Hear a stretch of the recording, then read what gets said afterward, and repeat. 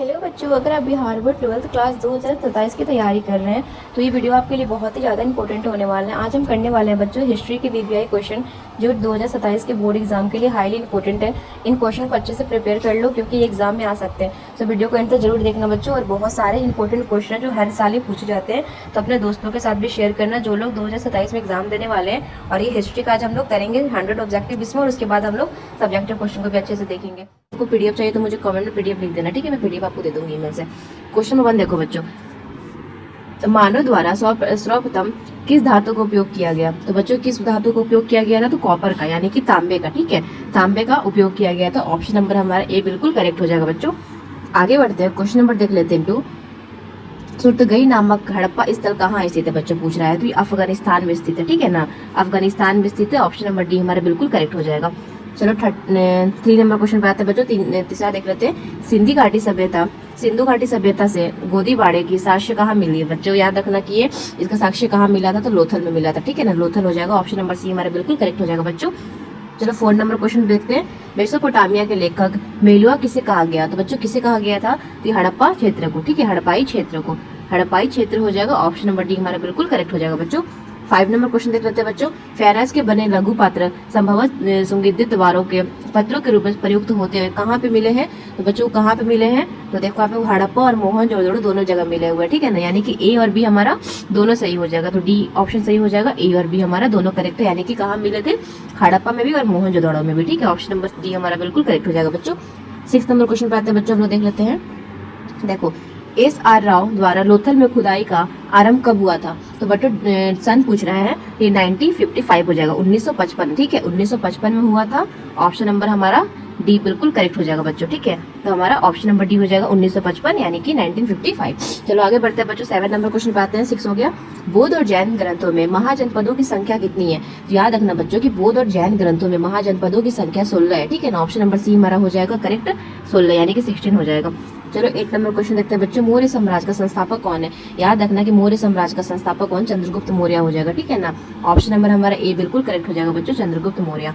चलो इसके साथ हम लोग आगे बढ़ते हैं बच्चों। देख लेते हैं यहाँ पे 9 नंबर क्वेश्चन को। हड़प्पा और मोहनजोदड़ो की खुदाई के समय भारतीय पुरातात्विक संरक्षण डायरेक्टर जनरल कौन थे? तो बच्चों याद रखना कि डायरेक्टर जनरल कौन थे उस टाइम? तो जॉन मार्शल जी थे। ठीक है ना, ऑप्शन नंबर डी हो जाएगा John Marshall. Option number D याद रखना बच्चों, जॉन मार्शल। चलो 10 नंबर क्वेश्चन पे आता है बच्चों।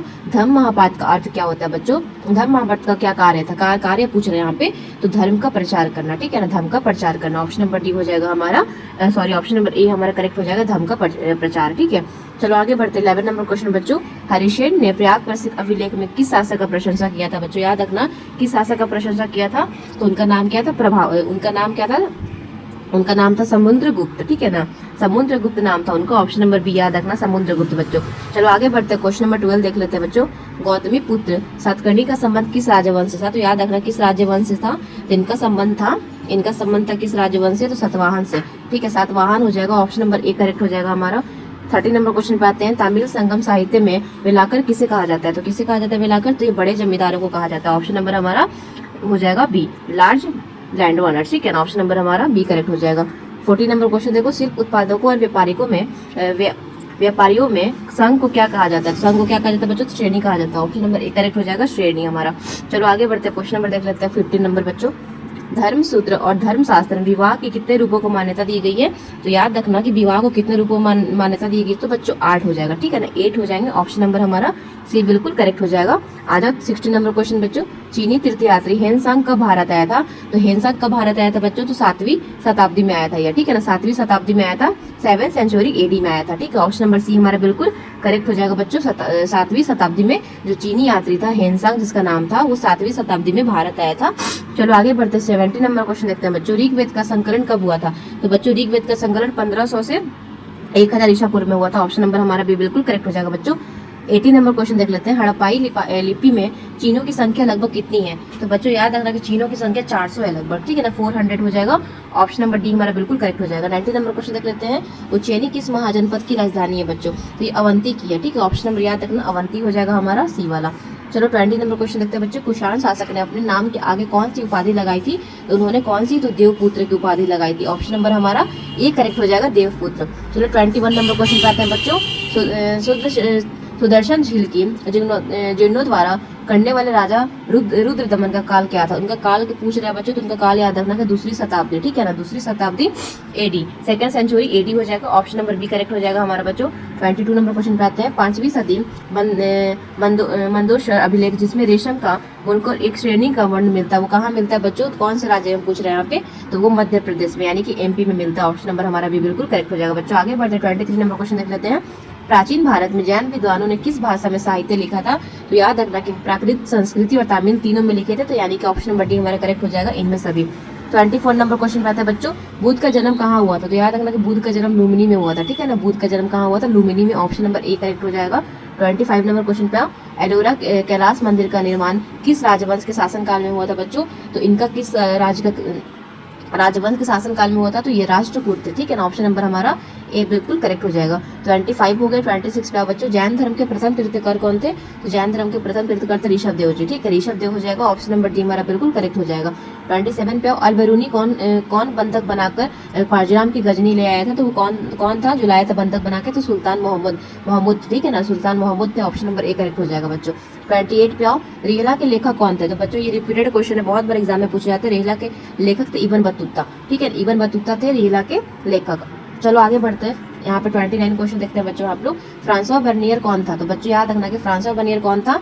तो ये चिकित्सक भी था, राजनीतिक दार्शनिक भी था और इतिहासकारक भी था, यानी कि तीनों था, इनमें सभी हो जाएगा। ऑप्शन नंबर डी हमारा बिल्कुल करेक्ट हो जाएगा बच्चों। 30 नंबर क्वेश्चन देखते हैं बच्चों। मुगल शहरों में किसने सिविल नगर कहा? तो किसने कहा था? बर्नियर ने कहा था, ठीक है ना, बर्नियर हो जाएगा। ऑप्शन नंबर बी हो जाएगा हमारा करेक्ट बच्चों।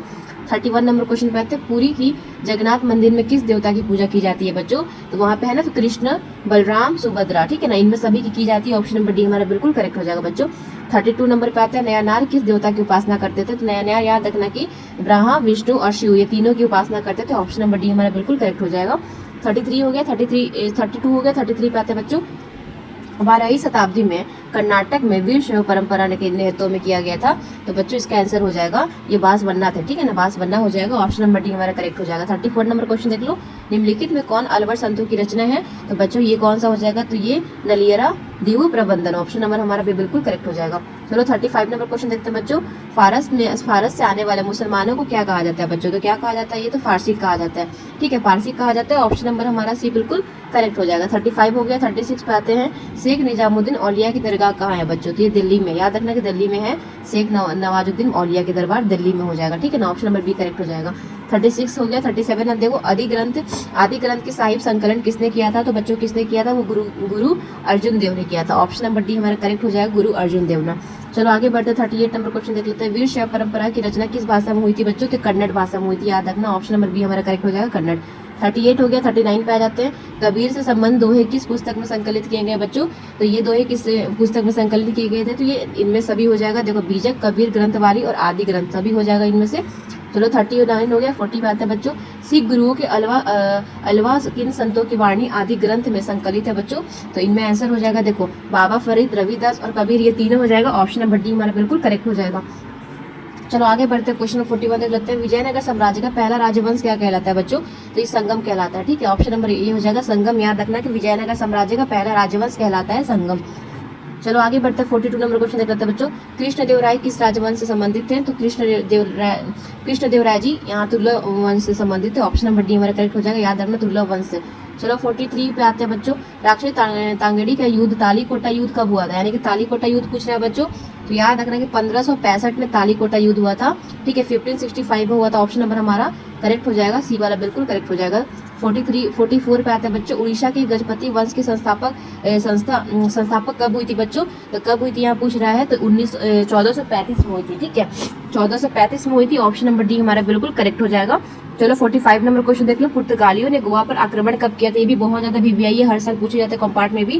तो 1510 में किया था, ठीक है, 1510 में किया था। पुर्तगालियों ने गोवा पे आक्रमण किया था बच्चों 1510 में। ऑप्शन नंबर सी हमारा करेक्ट हो जाएगा। 46 पे आता है। यहाँ पे देखो, विजयनगर यात्रा करने वाले अफांसी निकितन किस देश के व्यापारी थे? तो बच्चों किस देश के व्यापारी थे पूछा? तो रूस के थे, ठीक है, रूस के थे, रसिया, यानी ऑप्शन नंबर सी हमारा बिल्कुल करेक्ट हो जाएगा, रशिया, ठीक है, रूस हो जाएगा। 47 पे आते हैं बच्चों।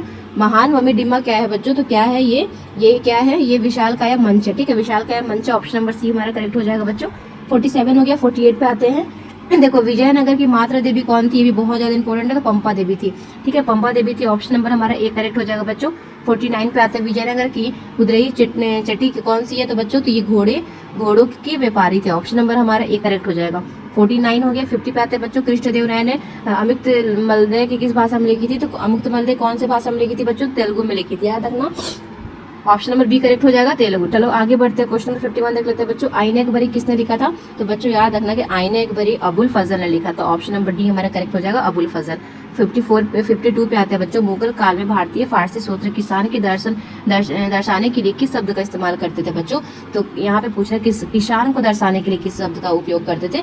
ठीक है, तो उस टाइम पे यहाँ पे देखो रैयत, मुंजिरियान, अशामी, इन सभी वर्ड का उन लोग प्रयोग किया करते थे बोलने के लिए किसान को, तो इनमें सभी हो जाएगा, ऑप्शन नंबर डी हमारा करेक्ट हो जाएगा बच्चों।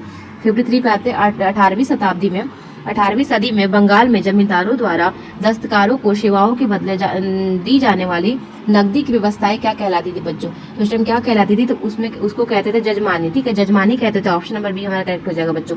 54 नंबर क्वेश्चन देख लेते हैं, दान में दिया गया राजस्व अनुदान क्या कहलाता है बच्चों, तो क्या कहलाता है, याद रखना, ये कहलाता है यहाँ पे सूर्यो रगल। ठीक है ना, सूर्यो रगल कहलाता है, ऑप्शन नंबर हमारा यहाँ पे बी हो जाएगा। 55 नंबर देख लो बच्चों, अनानास पपीता और मक्का अनानास और पपीता और मक्का भारत में कब उपजाए गए थे। ठीक है, उपजाए जाते थे, तो बच्चों कब, तो ये हो जाएगा 17वीं शताब्दी में, ऑप्शन नंबर डी हमारा करेक्ट हो जाएगा यहाँ पे 17th सेंचुरी। ठीक है, ऑप्शन नंबर डी सही हो जाएगा।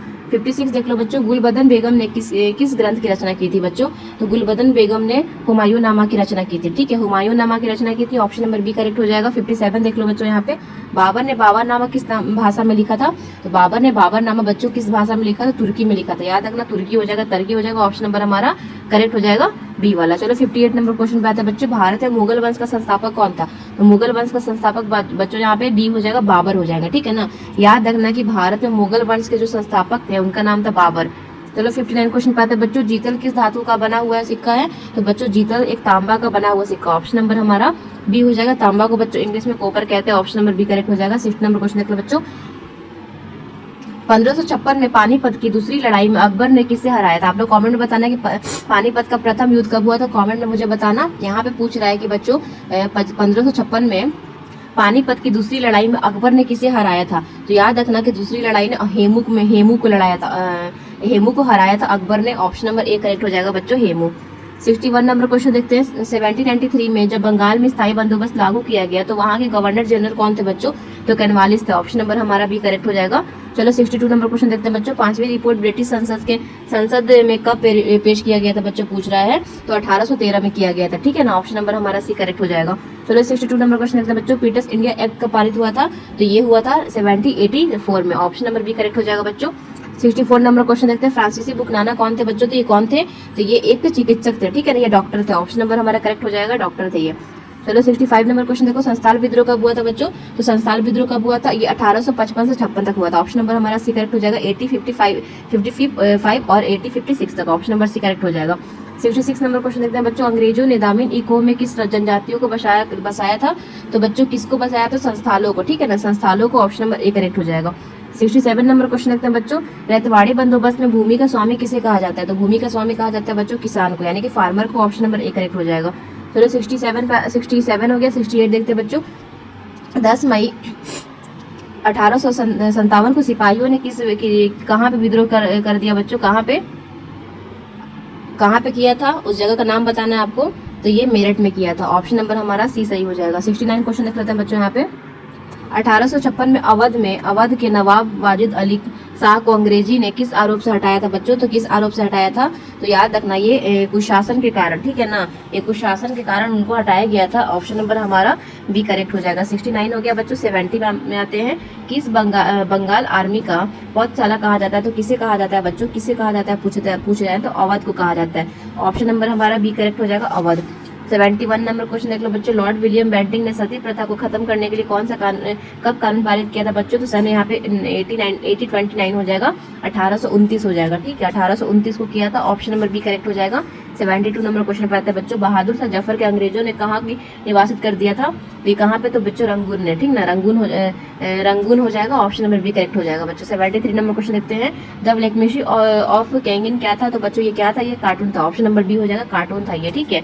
74 क्वेश्चन देखते हैं बच्चों, किसने 1857 के विद्रोह को भारत का स्वाधीनता संघर्ष कहा था, तो किसने कहा था बच्चों, तो ये कहने वाले थे सावरकर, ठीक है, बी डी सावरकर नाम है इनका पूरा, सावरकर ने कहा था, ऑप्शन नंबर डी करेक्ट हो जाएगा। 75 नंबर क्वेश्चन पे आते हैं बच्चों, 1858 में पील कमीशन के गठन किस उद्देश्य से किया गया था बच्चों, तो ये राजस्व व्यवस्था में सुधार करने के लिए, ठीक है, reform in the revenue system, option number A correct हो जाएगा बच्चों।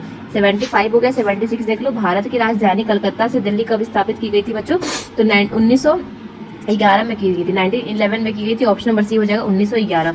चलो 77 नंबर क्वेश्चन देखते हैं बच्चों, फोर्ट सेंट जॉर्ज किस शहर में स्थित है, तो किस शहर में स्थित है बच्चों, तो मद्रास में स्थित है, ठीक है ना, ऑप्शन नंबर बी करेक्ट हो जाएगा।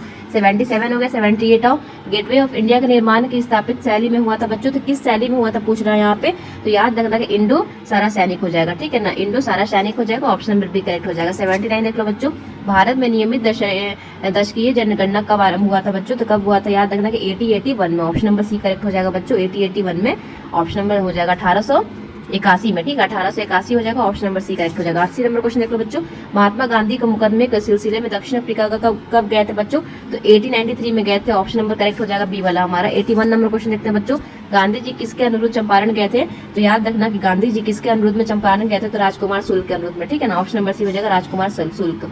चलो 82 नंबर क्वेश्चन देखते हैं बच्चों, जालियांवाला बाग हत्याकांड कब हुआ था, याद रखना बहुत इंपॉर्टेंट क्वेश्चन है, 13 अप्रैल 1919 में हुआ था, हर साल पूछे जाते हैं ये क्वेश्चन, ठीक है, 1919 में हुआ था 13 अप्रैल को, ठीक है। आते हैं 83 नंबर क्वेश्चन बच्चों, गांधी जी की पुस्तक हिंद स्वराज कब प्रकाशित हुआ था, तो याद रखना कि हिंद स्वराज जो था वो कब प्रकाशित हुआ था बच्चों, यहाँ पूछ रहा है, 1909 में हुआ था, ठीक है ना, 1909 में हुआ था, ऑप्शन नंबर बी करेक्ट हो जाएगा। 84 नंबर क्वेश्चन देखते हैं बच्चों, गांधी जी द्वारा शुरू किया गया पहला जन आंदोलन कौन था, तो याद रखना कि वो असहयोग आंदोलन था, ठीक है ना, असहयोग आंदोलन हो जाएगा, ऑप्शन नंबर हमारा बी हो जाएगा, नॉन कॉपरेशन मूवमेंट था वो, ऑप्शन नंबर बी। चलो आगे बढ़ते हैं 85 नंबर क्वेश्चन बच्चों, साइमन कमीशन में कुल कितने सदस्य थे, याद रखना कि साइमन कमीशन में 7 सदस्य थे, ठीक है ना, ऑप्शन नंबर डी हो जाएगा करेक्ट 7।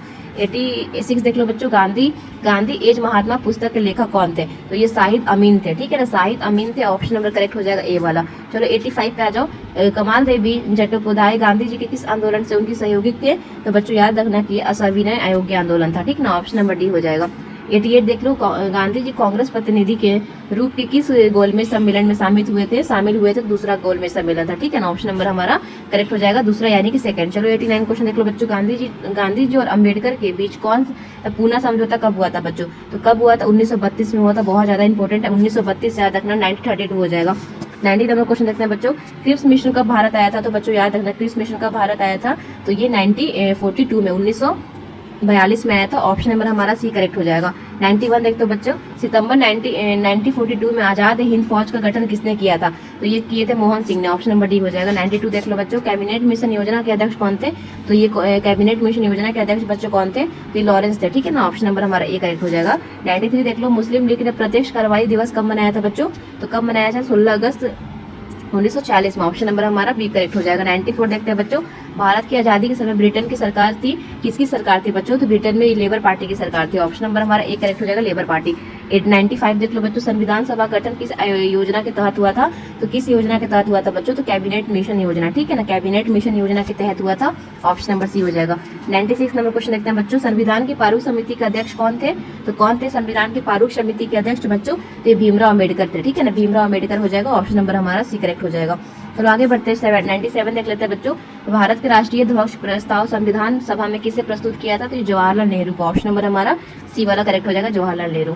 चलो आप बच्चों 98 देखते हैं, अंतरिम सरकार में वित्त मंत्री कौन थे, तो कौन थे बच्चों, तो ये लिकायत अली खान थे, ठीक है, लिकायत अली खान हो जाएंगे, ऑप्शन नंबर हमारा लिकायत अली खान हो जाएगा ए वाला। चलो 99 क्वेश्चन देखते हैं बच्चों, स्वतंत्र भारत के प्रथम गवर्नर जनरल कौन थे, तो लॉर्ड माउंटबेटन थे, ठीक है, लॉर्ड माउंटबेटन जी थे भारत के प्रथम गवर्नर जनरल, ठीक है। स्वतंत्र भारत पूछ रहा है, इंडिपेंडेंट इंडिया पूछ रहा है, तो ऑप्शन नंबर हमारा भी करेक्ट हो जाएगा बच्चों, Lord Mountbatten. Who was the first governor general of independent India, तो लॉर्ड माउंटबेटन हो जाएगा, ऑप्शन नंबर बी करेक्ट हो जाएगा। लास्ट क्वेश्चन देखते हैं बच्चों, जय हिंद का नारा किसने लगाया, बहुत ज्यादा इंपॉर्टेंट है ये, जय हिंद का नारा किसने लगाया था, ये सुभाष चंद्र बोस जी थे, ऑप्शन नंबर हमारा ए करेक्ट हो जाएगा। सारे क्वेश्चन अच्छे से देखना बच्चों, पीडीएफ चाहिए तो मुझे कमेंट में पीडीएफ मैसेज कर देना, अपने दोस्त लोगों को शेयर करना।